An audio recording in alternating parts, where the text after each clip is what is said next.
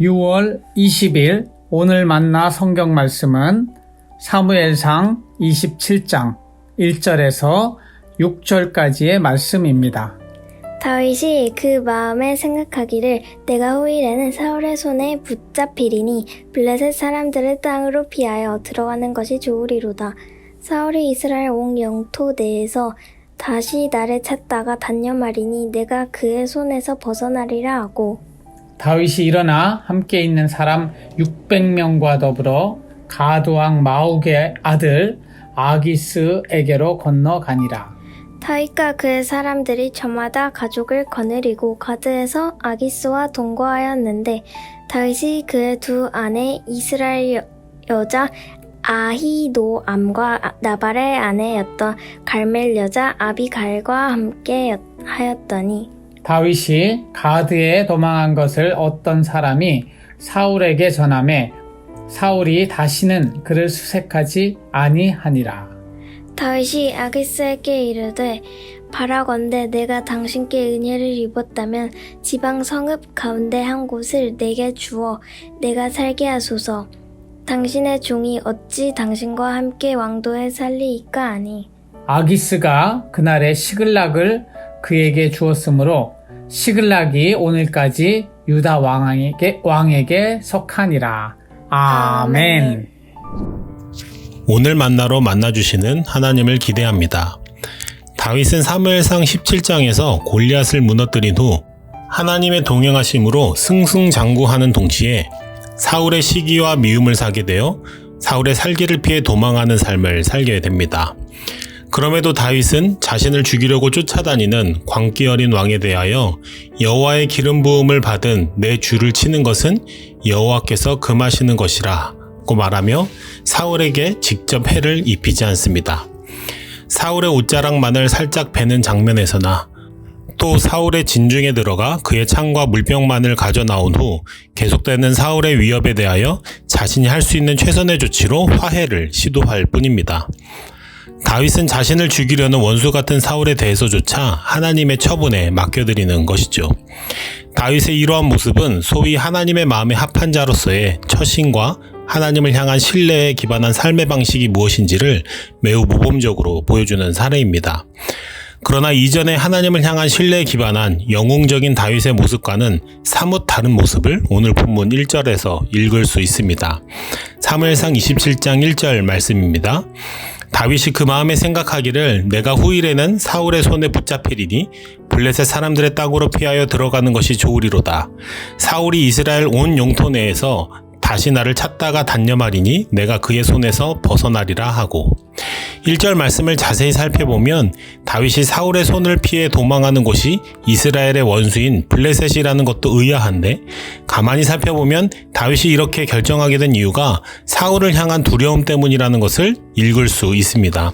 그리고 모든 상황에서 그런 것은 아니었지만 전쟁에 나갈 때나 중요한 결정을 할 때 하나님 앞에 먼저 묻고 행동하던 모습도 찾아볼 수가 없습니다.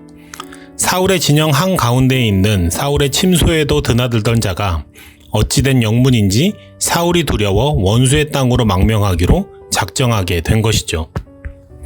영적인 침체에 빠지게 된 것입니다. 그리고 이 영적인 침체의 원인은 두려움입니다. 다윗이 두려움에 사로잡히게 된 이유는 내가 후일에는 사울의 손에 붙잡히리니 라는 생각이었습니다. 아직 일어나지 않은 일이고 지금 사울을 마주하고 있지 않음에도 불구하고 미래의 불확실한 부정적인 상황에 마음을 빼앗겨 현재의 삶을 두려움이 장악하고 있는 것이죠.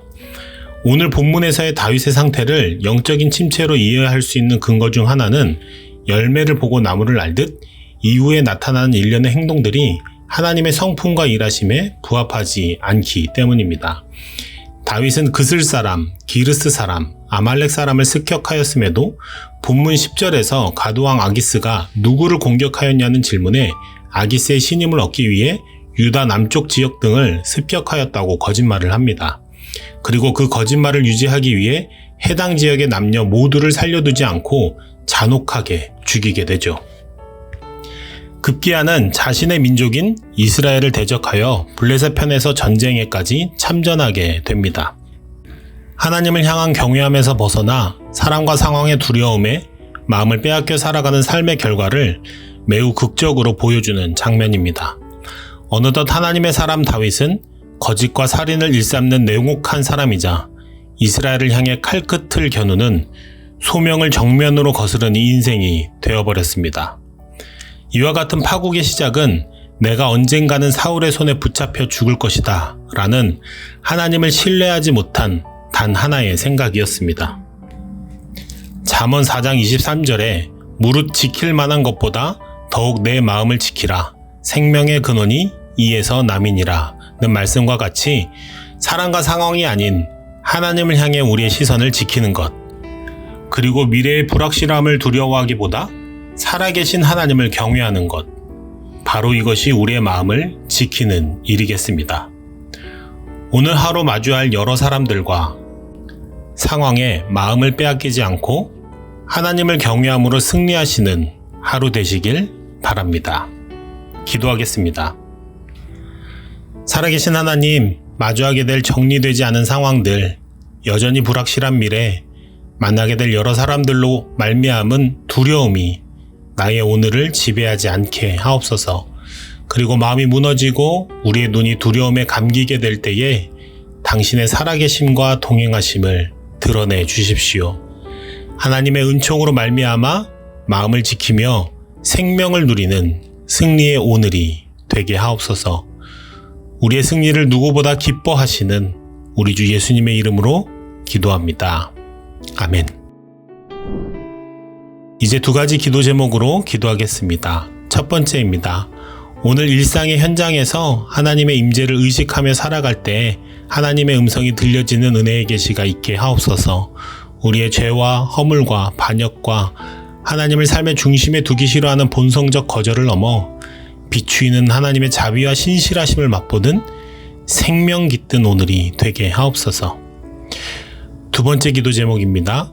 우리 교회의 파송 선교사님들과 모든 선교의 현장들마다 하나님의 동역과 일하심이 나타나게 하옵소서. 우리 곁에 찾아온 모든 나그네들에게 주님을 대하듯 섬김이 풍성하게 하옵소서. 이 제목으로 기도하신 후에 개인 기도 하시겠습니다.